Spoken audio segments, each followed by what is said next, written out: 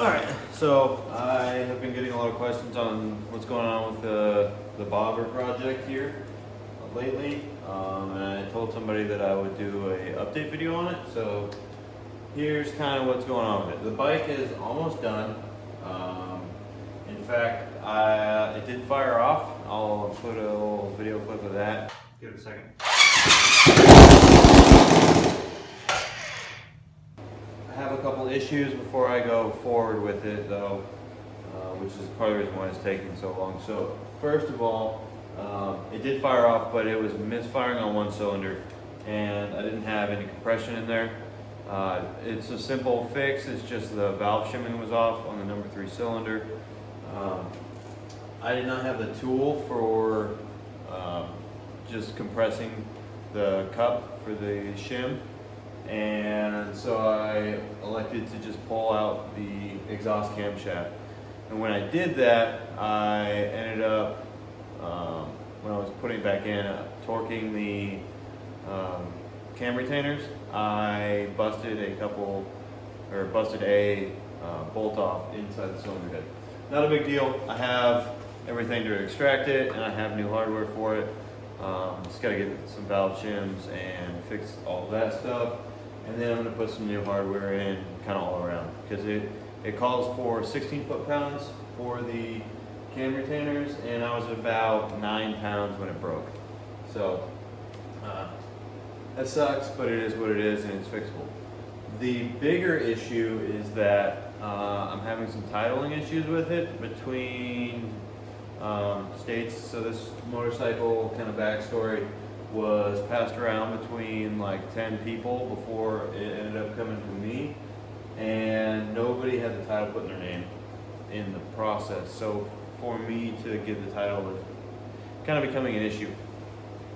So it's just kind of hanging out right now. Worst case, I have a lot of really good parts here, and I can pick up another CP750 and make something happen. And then with this motor or whatever, I don't know, maybe make a really cool go-kart or something.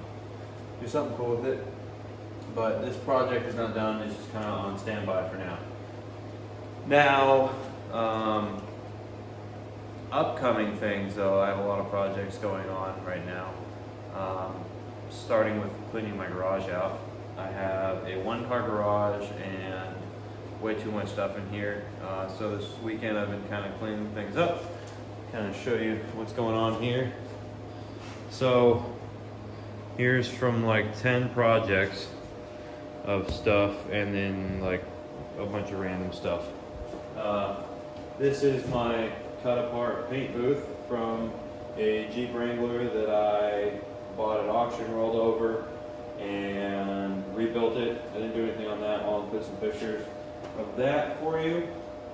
Then I have a bunch of miscellaneous parts in here. I bought these painters blankets for when I was painting the Jeep, a bunch of other stuff, and there's a bunch of wood and crap. And now I gotta make room for some more projects that I have going on. Starting with my boat. So I bought a jet ski, as you see here, that has my kids' toys all over it right now. Not to fix it, but for this little guy right here. So I have a 16-foot Hughescraft River Runner that I love so dearly, but I want to make it a little bit better. So what I'm going to do is I'm going to take the bones from this jet ski, and I'm going to put this engine into it. I had a little 16-foot flat bottom John boat last year that had a Yamaha Wave Runner engine in it. I believe it was a 750 Wave Runner from the early 90s, and it worked good. It made about 35 horsepower, which was fine for that little boat, and it was a lot of fun. The problem was that boat was extremely ghetto.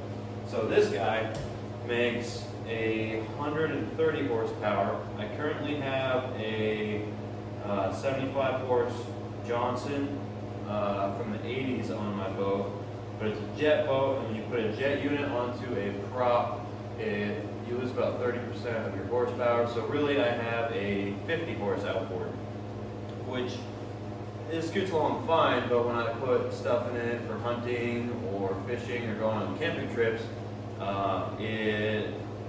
it really starts to struggle and it burns a ton of fuel. Not that this is going to burn any less fuel, but the pros with this over the outboard outweigh it significantly. So the inboard, I'm going to be able to run shallower. There's a lot of extremely shallow rivers up here in Alaska that I like to run, and so having the inboard is going to help me with that. I don't have a jet foot sticking out the bottom of my boat.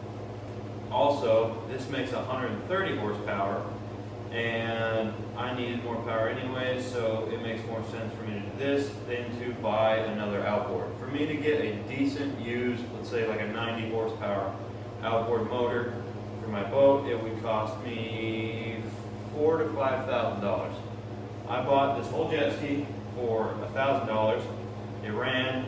I am going to do a new top end in the thing, just because it's so cheap. It's easy. It's a two-stroke, and it's already out. But so we'll call it $1,300 for the jet ski. Then I'm going to be putting a new jet unit in the boat, and that's going to run me about $1,500. But pretty much, all in all, with everything I'm going to be doing to the boat, I'll be doing a thicker bottom on it, UHMW, which is the plastic stuff on the bottom of airboats. That makes it slide over stuff, because I do go over logs and I do go over gravel bars. So help protect the bottom of the boat. And then I'm going to be kind of redoing the interior of the boat, new consoles, new floors, new everything. I'll probably be roughly $4,000 into it. So for the price, if not less than the price of just a new motor for my boat, I'm going to have a new motor, thicker bottom, tougher boat, reinforced, and it's going to be what I want. So the pros really outweigh the cons with this guy. However, I did buy this disassembled like it is now, and so figuring out exactly where everything goes is going to be a fun little challenge. But yeah, so I still have a bunch of stuff I got to remove out of this guy, which I'm not going to video because it's a lot of just junk that's got to come out of it. But I will do videos on the whole boat process. I also have another Jeep that I'm picking up, hopefully tomorrow, that possibly has a blown head gasket or cracked head, cracked block could be, but it's a Jeep Comanche little pickup. I'm really excited about that. I'm going to be doing some things on that I'll be videoing, and yeah. And then after that, hopefully picking up another one. I have a set of Dana 44 axles that I've been sitting on for a long time that have been waiting for a new home. So this is them right here. And they look like junk, but they're not. They're awesome. And hopefully get a Jeep to put them in. And put that new titanium welder to work.